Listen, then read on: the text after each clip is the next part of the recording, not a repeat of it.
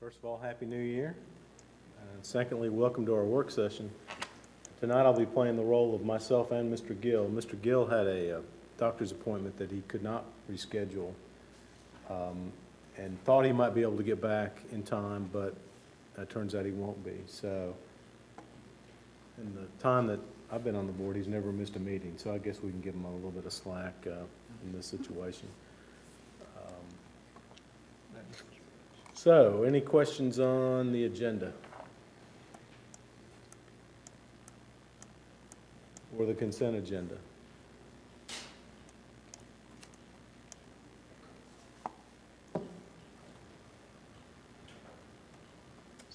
Okay, I guess that takes us to number 8, correction of minutes from the September 30th, 2010 board meeting. The minutes from that meeting incorrectly referenced all board members as voting in favor of the motion approving the contracts for buses 32 and 33 being transferred from Thurman Williams to Dan Hartley Sr. Mr. Donald Jernigan actually abstained from the vote. So the recommendation is to approve the motion correcting the minutes from the September 30th board meeting to reflect that Donald Jernigan abstained from the vote on that motion. Any questions or discussion on that one?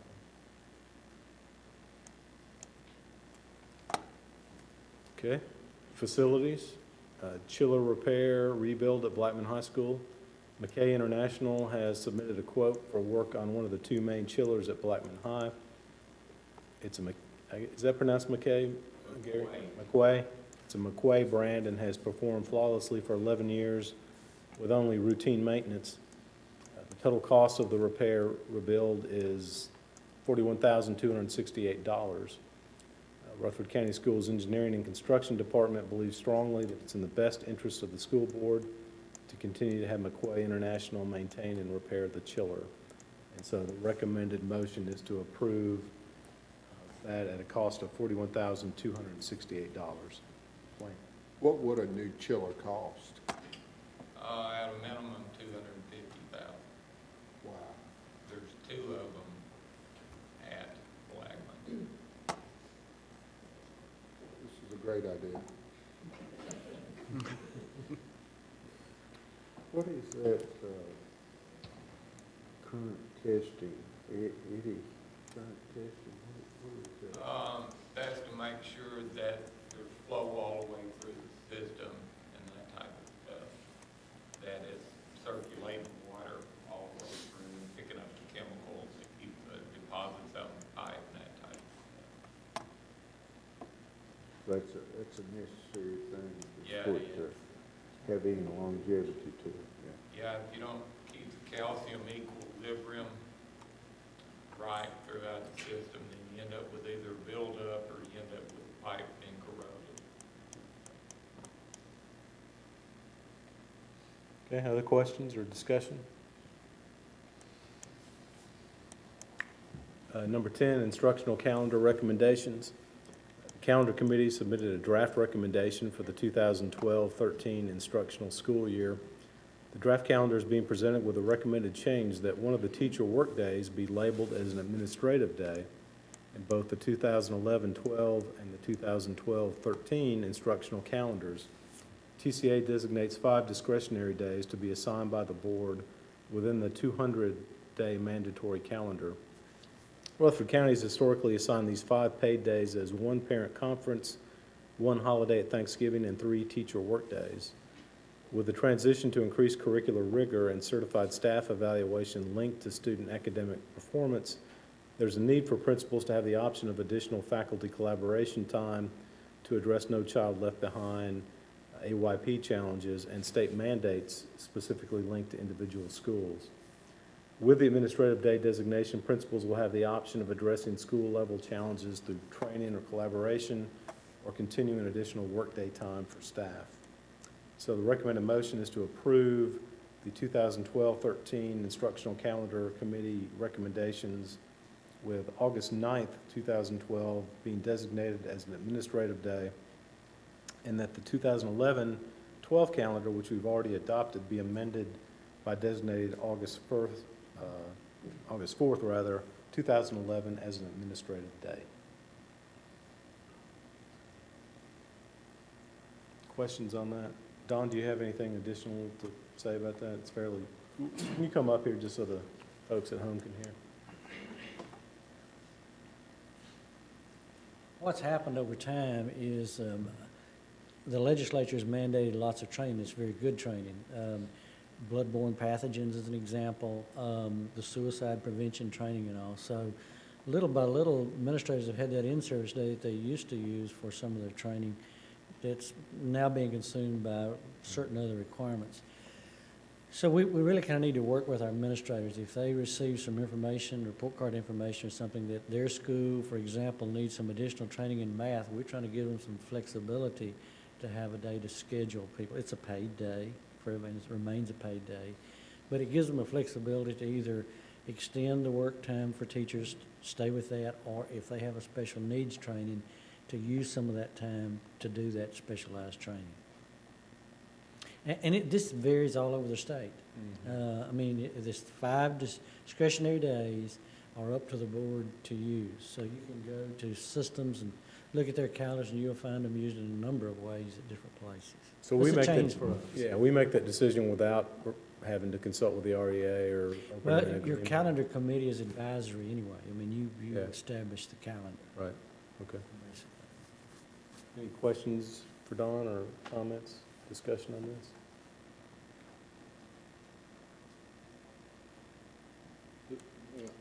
Yeah, Terry. Do these breaks, like the fall break, spring break, do they line with the city, I guess? Or do we? You know, I'm not sure they contacted them when they did this. I know they share it with the city. The city's been aligning with us pretty much, but except they've got kind of 2 calendars that they're beginning to adjust. But I think it's pretty typical of prior years right at this point. Well, this year, they're in close agreement, although in my house this morning, there was a tad bit of conflict because one child was going back to school and one wasn't. So they're not in perfect agreement. Yeah. But it's a lot better than it used to be. So that's a good question. I mean, we are, with this, we're approving a following year, right? 12 and 13. Could you check on that before tomorrow, just make sure that, Let's see. I don't mean, know they- whether they they have adopt theirs. done theirs. Have they done I their think they 12, adopt theirs 13? later now that I'm thinking I'll about it. look on their website in a few minutes to see if we can even see Okay. it, what it looks like. I think when Mr. Gill and I met with Dr. Gilbert and Ms. Wade, we brought up the subject of calendars, and that's one thing that I think we all hear from parents about, is the closer those calendars are together, the more people like it, and they seemed receptive to that. They did seem pretty adamant that they liked the complete 3-week Christmas break, which we have not had, at least not in recent years, so. But, okay, thank you, Don.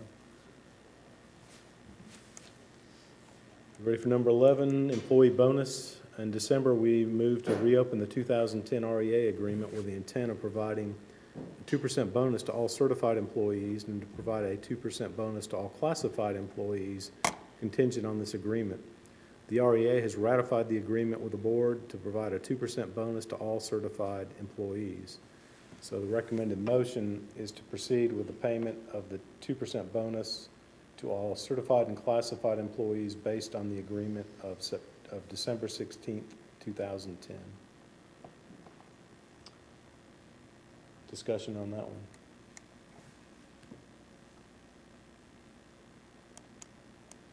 We're all in favor of giving a bonus, it looks like. I think that's the case anyway.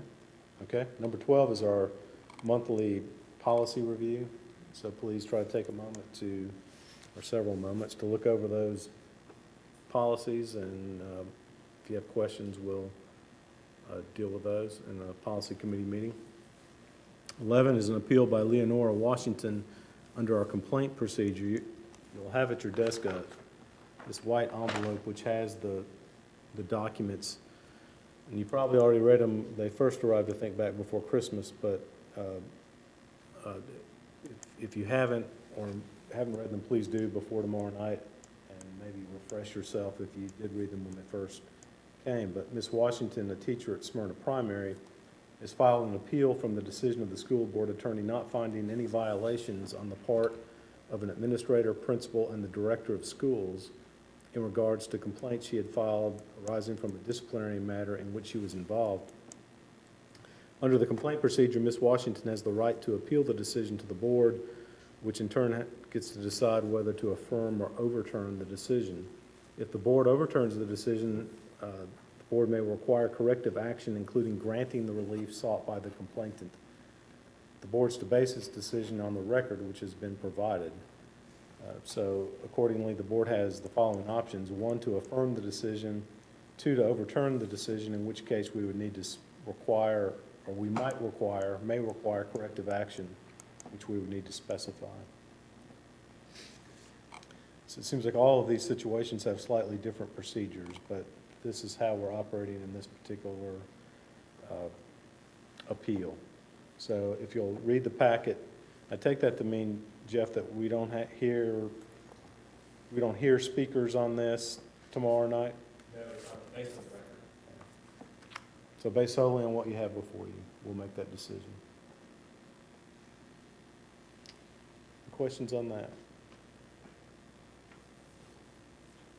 Okay, insurance update, which is for information only. Rutherford County conducted a dependent eligibility audit from June through November. The cost of the county for this contracted service was $106,000. Results of the audit were provided at the December insurance meeting.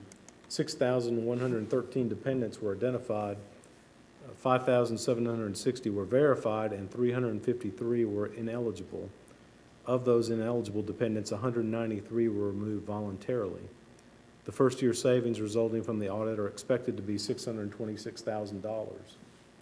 Dependents in the age category 19 to 25 who may choose to come back on the plan after January 1st total approximately 140. If all those dependents come back to the plan, the potential savings is expected to be around $400,000. In the future, all new employees with dependents or current employees adding dependents will be required to provide documentation to support their eligibility at the time of enrollment. So questions, yeah, Wayne? Of the 353 ineligible, was it due basically because of age, the age that we're currently working under, or? Their family status, a variety of things. So it's- We weren't privy to that information. Okay. So the ones who were not removed voluntarily are being removed involuntarily? Okay. Either they didn't respond. Oh, okay. It could have been, again, a variety of things that were. But because of the new healthcare programs that kicks in as of January 1st, that's where this 140 apparently fall under that. They may choose to come back, and, yes, if they follow that age bracket. Okay. Other discussion? Grant? The ones that were removed involuntarily, what appeal do they have to this? I mean, is it? Yep. Good idea, Paula. Please come up.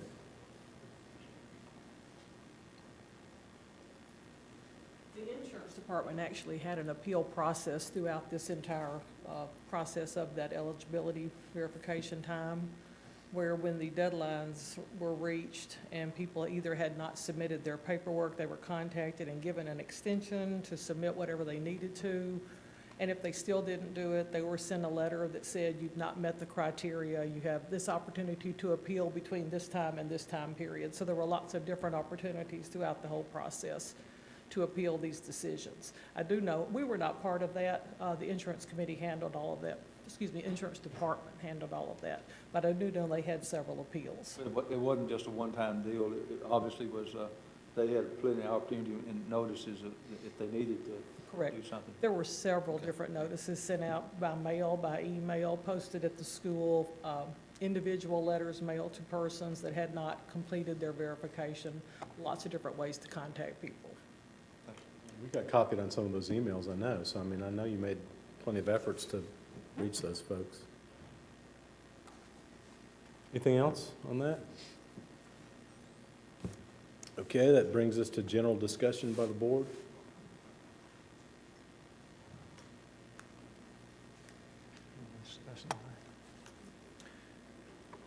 Yep. Donald? Where do we stand on the high school?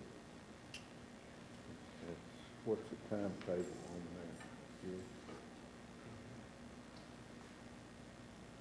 We are right in the middle of the design process. We've met with the peer group twice, and they've made a recommendation for the changes to the Siegel plan, and the architect is currently updating those. And we'll have 2 more meetings over the next 2 months to finally get those plans to a final point. We hope to have those plans pretty much completed by the end of March so that we can go out for bid. And that is with the assumption that the county commission will fund the budget for them. So we're moving forward just like we have the money and it's been approved. Gary, I think the next step would be the Health and Ed meeting, which is, what, the last week of this month, I think? Yeah, that'll be the next one, and then the budget, Budget after that? and then it'll go to the commission. And It'll probably be the March meeting of the commission, if everything goes well. Would that, that, yes, Tuesday, the 25th, I believe, will be Health and Ed. it'd be an important one for us all, or as many of us who can make it, to go to that Health and Ed meeting. Obviously, we'll talk before then, but that's they notice. Grant? Were those changes mostly site generated, or were there some things that we saw that needed to be some improvements due to our experience or? there's a lot of things in different areas. For instance, special ed, Shirley has picked up some different things through audits that needed to be changed to make them more compatible with the laws and things, and as the laws have changed. Also, we've gone through several iterations since Siegel was built of tech ed or career educational type programs. So we're looking at the newer programs that we're doing now and trying to make the high school compatible with that, and also try to get it all put in the same location in the school pretty much. So we've looked at increasing the footprint in that for the VOTEC courses that are offered. We are looking at putting computer labs in locations that are more compatible with the classes that are going on and more likely to be used by that class and all those kinds of things. You know, it's all of it is basically instructional type of stuff that Did needs have to be any done. major site conditions that changed the footprint? Not really. We had, the footprint will change a little bit due to some course requirements and things that we're doing, but the footprint is compatible with the site as we prepped it when we built Stewart Creek complex. Other questions about the high school? Yeah, Don? Did you say core for the pad, or did you say course? Course, instructional, yeah. I thought we'd already had that pad pretty well laid. Well, the pad is compacted and ready to go, but, and this came up several times when we were discussing it early on, we left 1% of fall in the pad so that it would drain, and we wouldn't end up with a soggy subsoil situation when we got ready to build. So we will have to bring that pad up on one end if you're, you know, a foot in 100 feet. If you're going 500 feet, that's almost 5 feet at the other end. So we'll have to move it around some to start putting footings in. But we're in pretty good shape.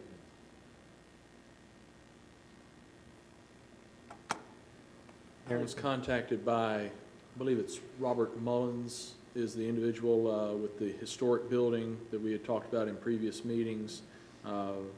Just for the board's information, the Smyrna City Council is still wrestling with that just a little bit, and not sure if they're going to take possession of that building or not. I didn't know if other board members were aware of that, but we're just watching to see what happens over there. I wouldn't, thank you, Gary. I wasn't aware of that. I thought we did what they wanted us to do. We have, the issue seems to be the ownership of the facility, the school building. It started with who's going to have ownership of the building in transit. Okay, right now it belongs to the church. When it leaves their property and is in the process of being moved to the site, does the city of Smyrna own it, or does the church still own it? Who owns it if it starts to fall apart on the roadway? Okay. And but from that now, maintenance questions and issues of, is this going to be a drain on the city of Smyrna, and just how much is going to be required to maintain that have resurfaced. And the bottom line is the city council has not approved taking on the responsibility for that building. So it may yet not happen. Okay. Well, I appreciate that update, but it sounds like there's nothing really that we need to do at this stage. There are people in Smyrna who would love for Rutherford County Schools to somehow step up and, commit some type of effort or resources, because it happens to be a historic school building, but I certainly don't feel like that's appropriate. Yeah, okay. Yeah, that would, for us to move a building that we don't own onto property that we don't own, doesn't sound like a really great idea. But thanks for that update, Aaron. That's interesting stuff. Other discussion? If not, we'll see you tomorrow night, and we are adjourned.